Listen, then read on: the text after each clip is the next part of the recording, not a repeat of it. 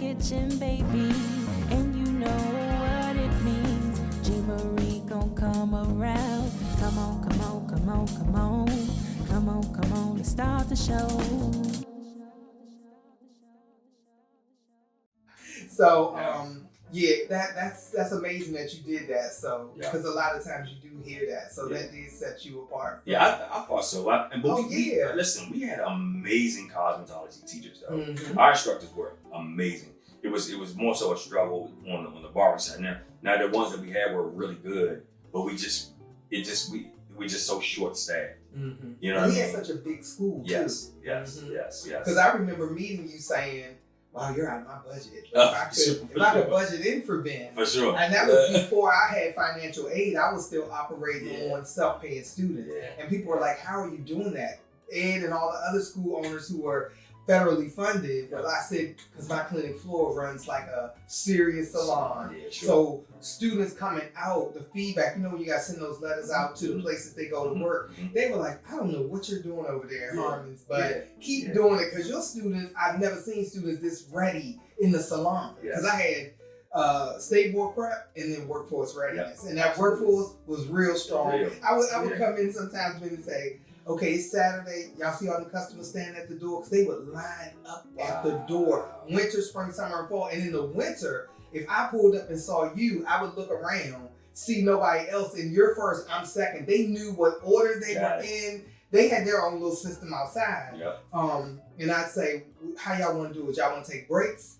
Or y'all want to do everybody and we leave early?" Nobody wanted to stay. It's Saturday. It's sunshine outside. Or it's cold and I want to get back home. And then I would buy the whole school lunch. There you go. Mm-hmm. There you go. What y'all want? Five Guys? And Five Guys wasn't no joke. Litos. It was whatever y'all want to order. Let me know. We'll place the orders. And then the food would come like right toward the end. And we would knock it out. Perfect. So, But I think you just have to be creative. You really have to push the envelope a little bit when it comes to creativity in this space.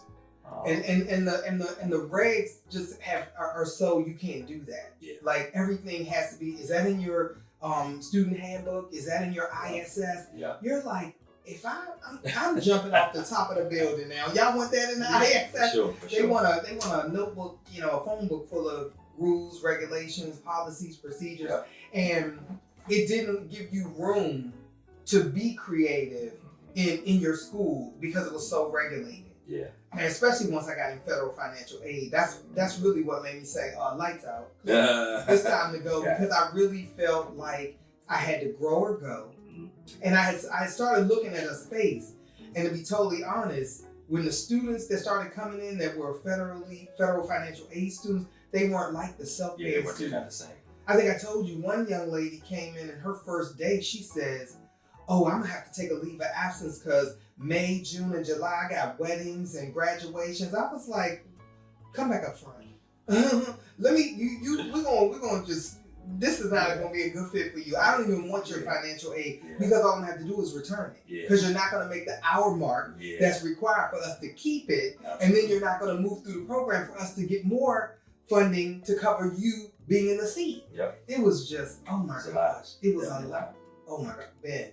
I was done. Stick a fork in me. I was like, I'm not growing, I'm going. Because Ed was like, "Well, Ed used to always tell me, you try to stay small, GMarie, your numbers are going to turn on you." And when I saw the first sign of what he was talking about, I said, this is what he's talking about. Wow. When you can't have two students, that's 50-50. The accreditation report has to be 70-30. That's true. So you got to have enough population to keep you in the 70s. That's true. And that's when you and I were talking to that time, and I said, community colleges, they don't really make their number either, but they're looking at it differently because they don't take student loans, they take grants, and that's why they don't get the same. They don't get browbeat like private mom and pop schools because they don't. Once you get in loans, that's when it becomes all the regulation gets even tighter, like a noose, because you lent this person this money to get this education to go into this field, and now they're not doing that. So you need to roll all that back to us. Forget that the person's been there almost all of the time. They've had shortcomings or things that have happened in their life. they don't care about that. The feds are like, you said it's a flood, Katrina, we understand. You got some divers that are gonna swim in there and get those files. They want those files regardless for those audits and stuff. So that's when I said, I don't feel like I own my business anymore. Yeah. I feel like the government is allowing me to run it. And that's when I said, I'm done. Yeah. Yep. So that's when I said, when you were telling me about it was corporate, I said, oh, see, I'm thinking you were doing everything I was doing. Mm-hmm. But y'all had layers because it was corporate and I was still mom and pop. Got it. Mm-hmm. Yeah. Yeah, thanks for sharing that. Welcome. That was definitely good. Definitely a good time. Definitely a time to be remembered. Yeah, sure. Absolutely. So football coaching. How long you been doing this, man? Almost a decade, right? I'm in year 10. Oh, a decade. Okay. I'm in year 10. Yeah. How did you get into coaching? Was it your dad? Well, actually, yes and no. Okay. Yes and no. I think that this is another interesting story. Now, did you get pulled into it again, man? No tug of war. So now this one was a little different because many people don't know this, and some people do. But if you're familiar with Tacoma Park at all, you know or have heard of the name Lee Jordan. So at Tacoma Park Middle, the athletic field, if you ride down Piney Branch Road, it's a big field. It's called Lee Jordan Athletic Field. Oh. Yeah, so Lee Jordan Athletic Fields for many years they always had like fireworks there and all of that. I don't know. So, but Lee Jordan is actually my grandfather. Oh. My mother's father. Yes. Okay. Lee Jordan is my grandfather. So y'all repping Tacoma Park. Yeah. So he was originally from Alabama. Moved his family here and put his roots in the ground. And was a janitor. He actually he was a janitor at the middle school. And the whole Tacoma Park Boys and Girls Club was birthed out of him wanting to keep the kids out of trouble. Mm-hmm. So kids were just getting in trouble. And then he actually was inducted into the Human Rights Hall of Fame. Oh. Yes, because of his stance for the kids playing together. So Maryland was one of the states that was... I'm going to assume black and white kids. Black and white, yes. Yes, okay. I'm sorry, yes. Okay. Black and white. So, yeah. So 1955, think back then. Where Maryland still was. So Maryland was one of the later states to integrate schools and all of that stuff. Mm-hmm. He was like, look, these kids gonna play together. Mm-hmm. And it was a big deal. And he just took a stand. He was like, look, by law, it is what it is. But this is what we're doing. And so he's been recognized for taking that stance over the years. Wow. Again, if you go by the school, they have a big store shed that has Lee Jordan on it. They have a Lee Jordan Day. Oh wow! Yeah, they celebrated him and his accomplishments. So part of that was, he started a basketball team and he started football. Mm-hmm. So my dad was like one of the first coaches. Oh, he was one of the first coaches, and there's actually a documentary out, and I'll send it to you. It's a documentary, on this whole thing. And my dad said, he asked him to come out and just kind of help, like for a day or so, or whatever. He's like, the coach is coming, but I just need you to come just because the kids will be out there. The guy's not coming to next week or whatever. And so my dad said, he got it the first year. And next thing you know, it was 26 years later. But again, I talked a little bit about my dad and the influence he's had in my life and how consistent he's been. And I'm like, man, if I could be half of that to a community, that community will be better off, right? So I had an opportunity back in 2014, 15. I went to Montgomery Blair High School, and I heard that they were doing some good things. And I heard Tacoma Park Boys and Girls Club was struggling. So in the efforts to try to bring Tacoma Park up, I was like, Blair's doing well, where historically they had not been doing well. So I said, let me go down and introduce myself to the coach. So I went down and I spent some time with him, like, hey, is there any way that maybe we could partner up, or we could create like a feeder system into Blair so we could keep the success at the high school level going, right? He was like, that's perfect. I've been looking for that. Thank you for showing up. Matter of fact, I'll help you. Mm-hmm. So this is the coach at the high school. This is the coach at the high school, Andrew Fields, Dr. Andrew Fields. He was talking a ton about even in the football space. So he came down, kind of saw what we had. He was like, look, I'll dedicate my time. I'll bring my son. So he was all in. We were all in, and we started this whole feeder program. He the next year he ended up leaving Blair for whatever reason, and he moved on. And so things just didn't pan out like we thought they would. But it was a great time, and I kind of rebranded to Tacoma Park Boys and Girls Club, and then COVID happened, so then it all kind of went away. But that's kind of what started the journey for me. But also in that, I was asked, Dr. Coach Fields asked me, did I have any interest of coaching on a high school level? And I was like, what? Here we go. So right. And so he was just like, man, I think you're the perfect guy to transition from the Tacoma Park kids or the youth football kids to the high school, right? And so what I did was I said, okay, this is my wheelhouse. I love the younger people. I like to watch them develop. Excuse me. So I accepted the position to be the JV head coach. So I did that for 6 years. I believe it was 6 years. And we had a lot of success. We had a lot of success on the field, but I think the thing that I would poke my chest out about is how I was able to help the kids develop into being a man. Oh. Right. So I actually, first time coaching a young lady who played football. She played all 4 years. In high school? Yes, sweetheart. Yeah, she was a sweetheart, but she was so focused and dedicated to seeing it all the way through. She came in as a freshman, and I coached runnings. My position group was running back, so I played running back in high school.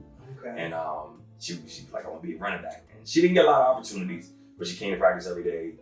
She was really, really dedicated. And I think that long term helped her. Yeah, definitely. Wow. It will help her if it hasn't helped her at all. Wow. Yeah, she didn't miss a beat. She did not miss a beat. So really, really proud of her too. So, but yeah, that's kind of what started it for me.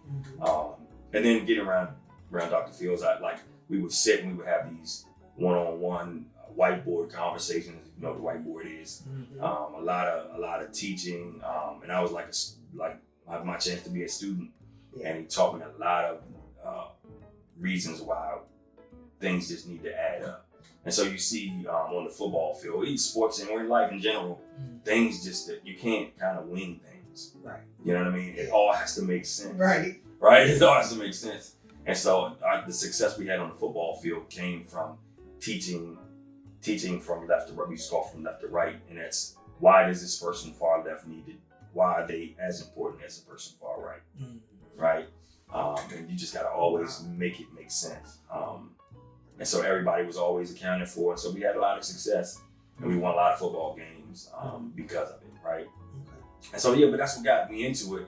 And like the feedback I would get from the parents and some of the kids as they went on to varsity or they went on to college to play football, they would always come back and say thank you. And I'm like, man, this is a lot of what I would see my dad, the experience my dad had with the kids that he coached. Wow. Yeah. So like literally, probably about 10 years ago, one of the guys that I looked up to in our neighborhood, he just kind of ran the streets. He was all over the place. But I never forget, we had a flag football game in the summertime for my son. And my dad came to the game to see his grandson play. And he runs into one of the kids that he used to coach. Now this guy now is 50 years old. All right, so he's probably 40 years old at the time. So my dad just walks up behind him, puts his arm around him. When I tell you, this man broke down in tears. Welcome to the Hair Kitchen. Let GMarie take care of your hair. Visit us on Style Seat for appointments or call 443-490-5777 and follow us on TikTok, Instagram, and Facebook. There's something for everyone in the Hair Kitchen. It was like, thank you. Wow. Thank you, man. And I'm sitting there looking like, what's going on? What's going down?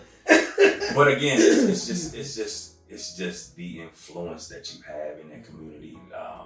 He was the dad that some people didn't have. He didn't have, right? Wow. Right. Wow. So yeah, and he's forever grateful. I talk to him from time to time, but that's what has always motivated, seeing things like that. It's been attracting you, and bringing you in, because you said, if I could touch somebody's life like that. If I could be half of what my dad was, I could be. Wow. I'm telling you, he was a big deal. He's definitely still celebrated. No matter where I go, if I run into people that I grew up with, man, what your dad doing, man? Oh my God! If you tell me if he need anything. Wow. I'm talking about police officers, judges, like he didn't need anything, just let me know. I'm like, wow, man, he is loved for sure. So nice. But yeah, that's kind of what started me in the coaching space. And then I think some things you're just called to. Mm-hmm. You know, coaching is not for the faint of heart. You get kids that are disrespectful, they curse you out. You gotta have a high level of emotional intelligence to be able to understand that they're kids and they're going through and they're going through, right?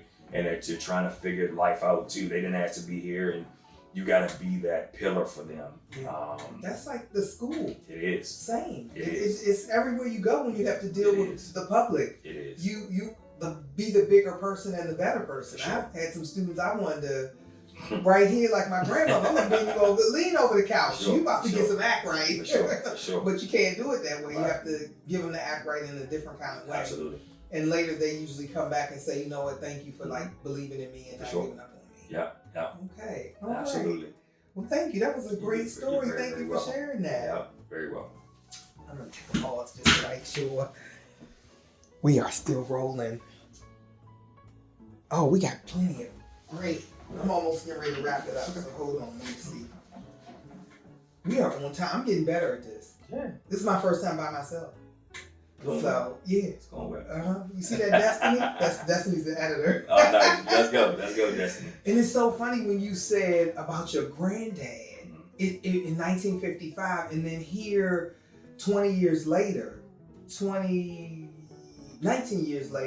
my dad becomes the first. When you said Maryland was behind, Montgomery County was even further behind. Well, that's where we're. I know. You said Tacoma Park, and I was like, when you said that part, I was immediately saying, because that's what the article that was in the Washington Post said. Montgomery County was by DC was in this area. DC had already put a black officer on the force. Yes. Virginia had already done it. Maryland is 74. Y'all still ain't got no black people on the force. I mean, excuse me. It's not 74. It is, because I was 4, so it is 68. Wow. Right. You're talking about the police force? Yes. Oh, wow. My dad was the first black police officer in Montgomery County. What? In 68. Yes. What was his name? Lawton Frazier. Lawton Frazier. Yes. Wow. And the only reason I know that is because I was 4 and I was born in, 64. Okay. So, yeah, nice. It was 68. And my brother and I, my mother, and we lived in Silver Spring. Wow. Yeah. So, yeah, when you were, I got to go past the Lee Jordan Lee field, Jordan Athletic Field, yep. And then there's a Lee Jordan Avenue. No.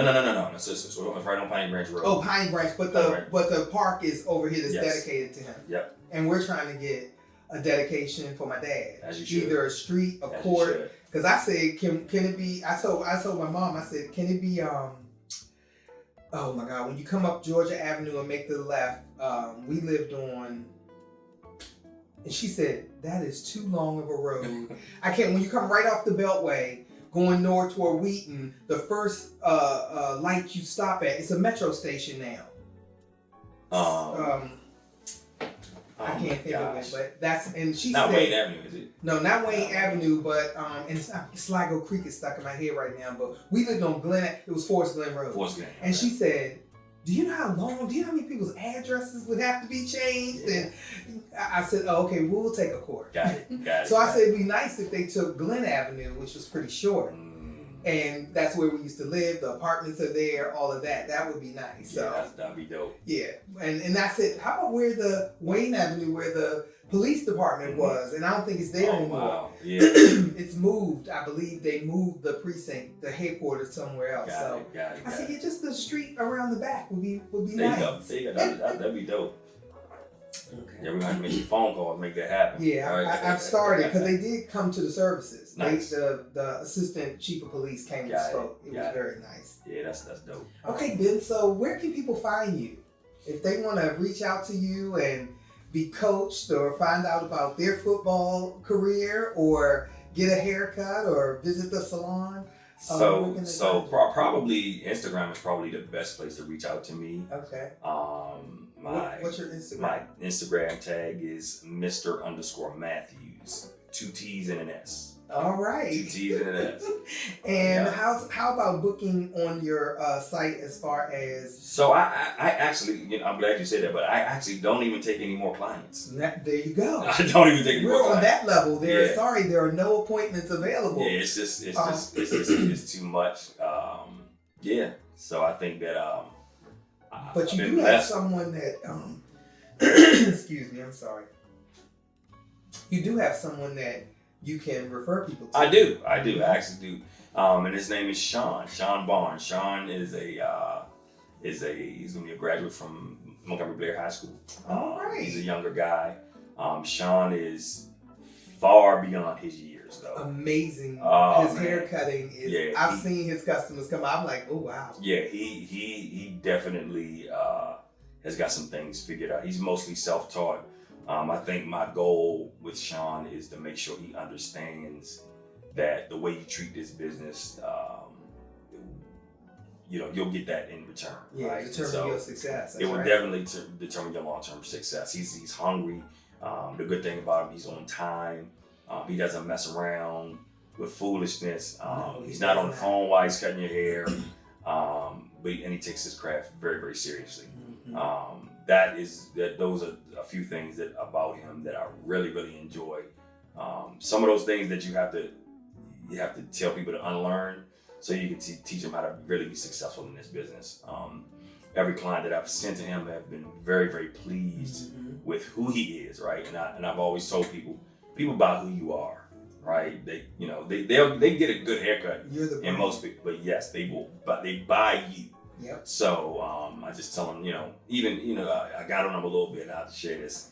That he would be so excited when he came in here when he got to work. He'd come speak to me, but he would leave out and he wouldn't say anything to my clients. Oh.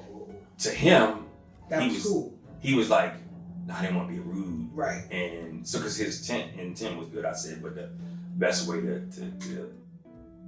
continue to build, like, you can't take my clients. I'm sorry, like, you ain't been in the game long enough to take my clients, right? Right. But one thing you can do, and I'll share this story with him, and I think it's very, very important. Anybody in this business is you're not always going to be number one. Right. Right. You're not always good. So my success came from being number two. Mm-hmm. I worked in a shop where, the main two barbers were amazing. Mm-hmm. One of them relocated to Kansas City, Missouri. Oh wow! Couldn't take his clients there. Can't take his clients there. So what happened is the number two guy at the time had to take all of the he became number one, but he had his own clientele too. Mm-hmm. So what happened for me? I became number two. Mm-hmm. Right? I became number two, and I was consistent. And it worked out for the best. It really, really worked out for the best. And a lot of people would say, man, I would have never given you an opportunity if the other person didn't leave. Mm-hmm. But I didn't, because I wasn't really paying attention. I didn't even know you could really cut hair. I'd see you, it seemed like you were pretty nice. But man, thank you. Mm-hmm. So it turned into that. So it's not really a shot at Sean. Sean is a younger guy coming up, but he's an amazing barber. Yeah. And he's an amazing person. So his tag is at Sean Blends, BLENDZ. He's on Instagram as well, and his booking link is on there. So, family, friends, please reach out to him. Yes. You will not be sorry. Yeah. If I had hair, I would let him know. I would have to say that I have enjoyed watching his clients. One of my clients looked. I said, what you doing? Yeah, absolutely. Come on back here. Absolutely. Yeah. So I don't think he knew that there was another barber at that point. Yeah. And he had just got all his fro cut off. Oh, and wow. I was like, let's go. Yeah. Yeah. Sean is doing his things. Yeah. So thank you so much. I can't say thank you enough again for gracing the Hair Kytchen with your presence and all your expertise. As you can see, you never really know where your career might lead you or the things that happen in your career. As Ben said, he was having some trouble as a youth, got into barbering.